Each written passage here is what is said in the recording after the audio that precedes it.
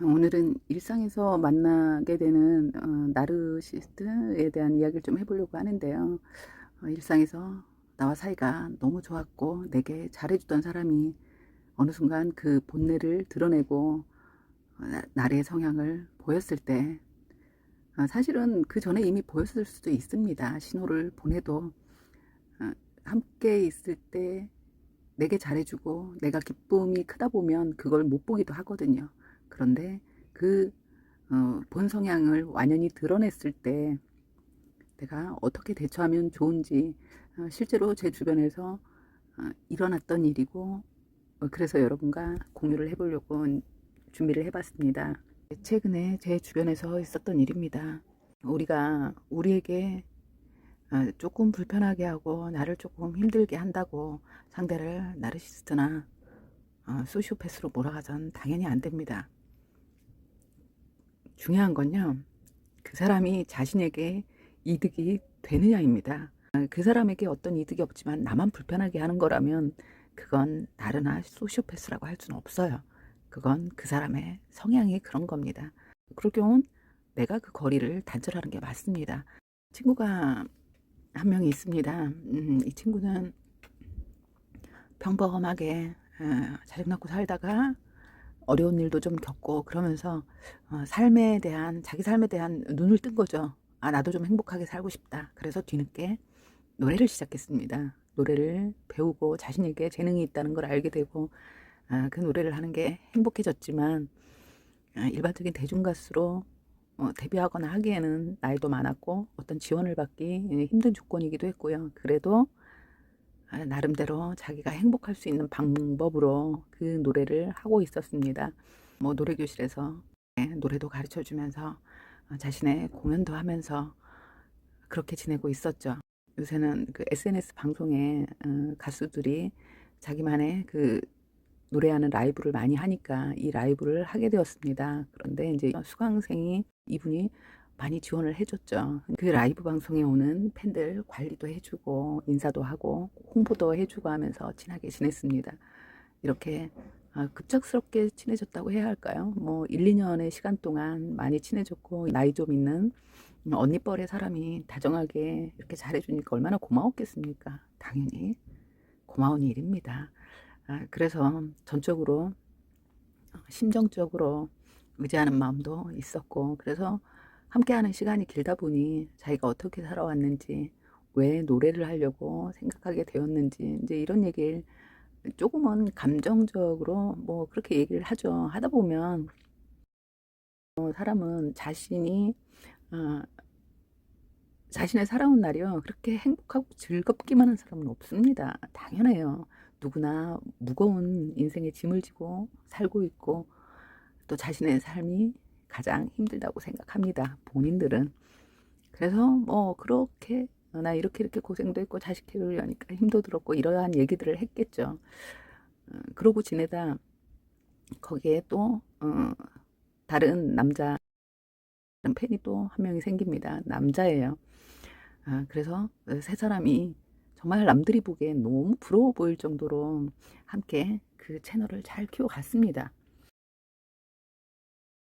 어느 날 가수인 친구에게 좀 이성적인 마음을 품게 됩니다.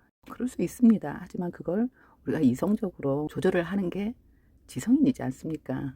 그런데 이 언니라는 사람이 너한테 그동안 너를 후원해주기 위해서 시간적으로, 물질적으로 그렇게 많이 쓰고, 네 남편보다 너의 꿈을 위해서 이렇게 투자를 많이 하고 도와준 사람인데 왜 그 사랑을 안 받아들이냐고 오히려 회유를 합니다.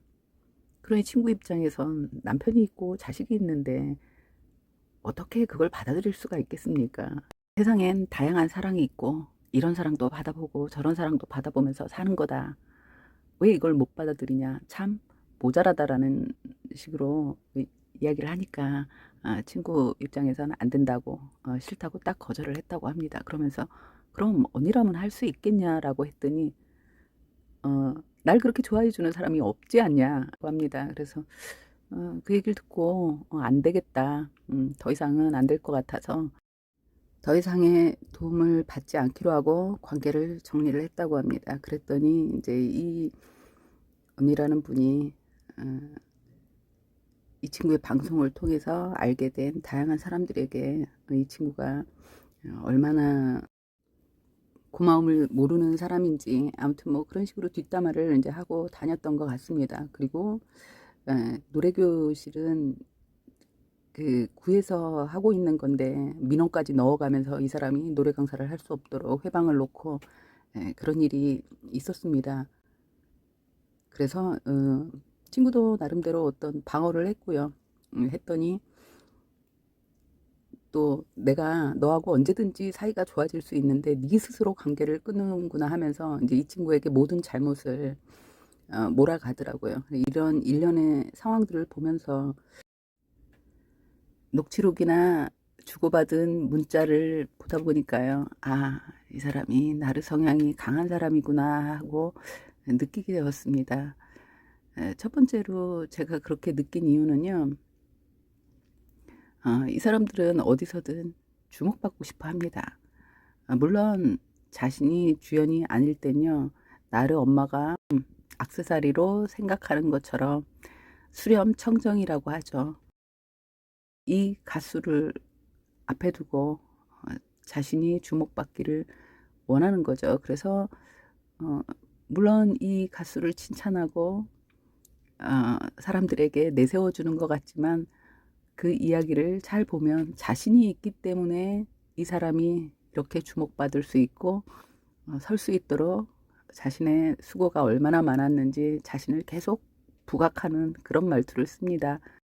그리고 두 번째로 항상 충고하고 싶어 하거든요. 나래의 특징이 사실 분야가 전혀 다른 분야이고 자신이 전공이 아니었지만 함께 있으면서 주워들은 것도 있고 또 자신이 뭔가 제시를 했을 때 상대가 잘 받아들여 주면요.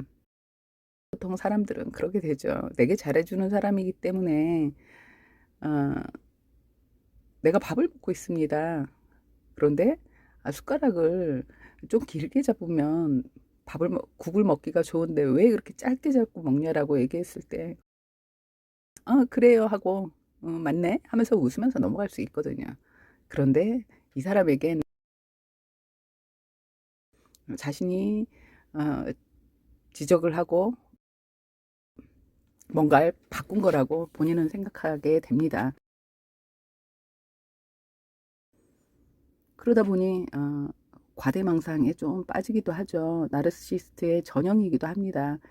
어, 주변에서 조금 칭찬해주고 했을 때 스스로 겉으로는 아니라고 사양하는 것처럼 하지만요. 그 스스로가 자신의 재능에 굉장한 자부심을 가지고 그걸로 영향력을 끼치려고 하기도 하거든요.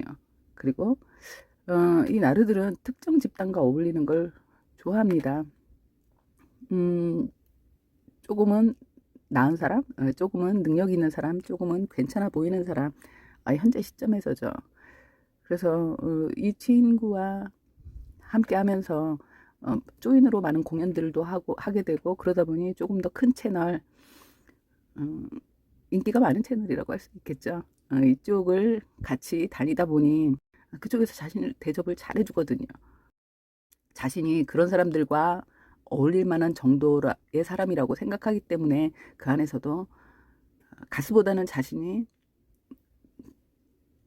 뛰어나 보이고 싶어 합니다. 이 나르에게는요, 두 가지 관점이 있습니다.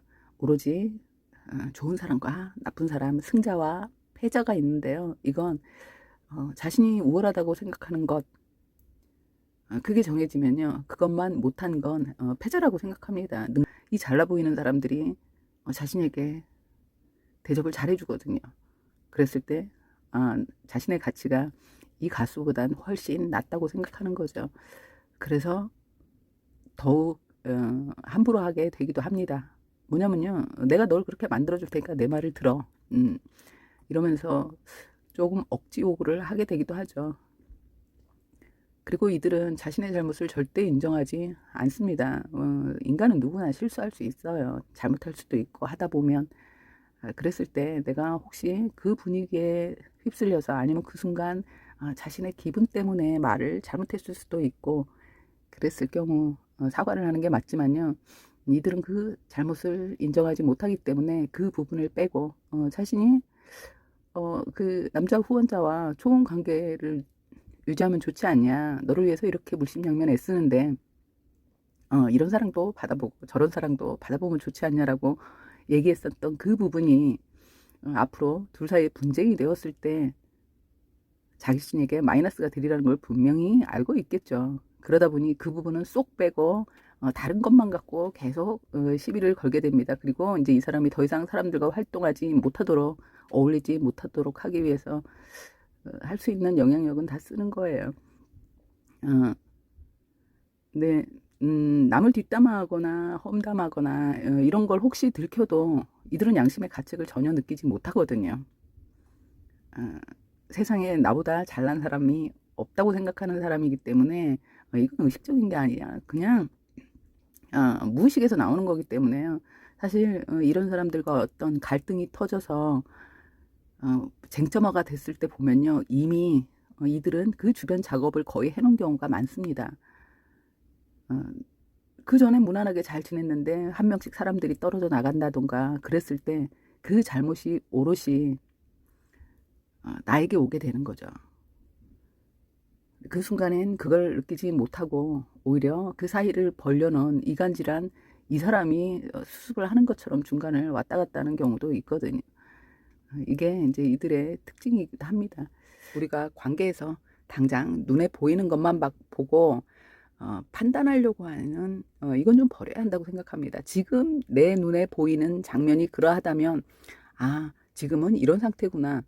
그러면 왜 이런 상태가 되었을까? 내가 굳이 알아내지 않더라도 오늘의 이 모습이 보여질 어떤 이유가 있겠구나라고 생각해 준다면 우리가 이 피해자를 그 순간의 모습으로 나쁜 사람으로 단정짓지 않게 되겠죠. 그랬을 때 억울한 에고이스트나 코디펜던트도 없을 거고요.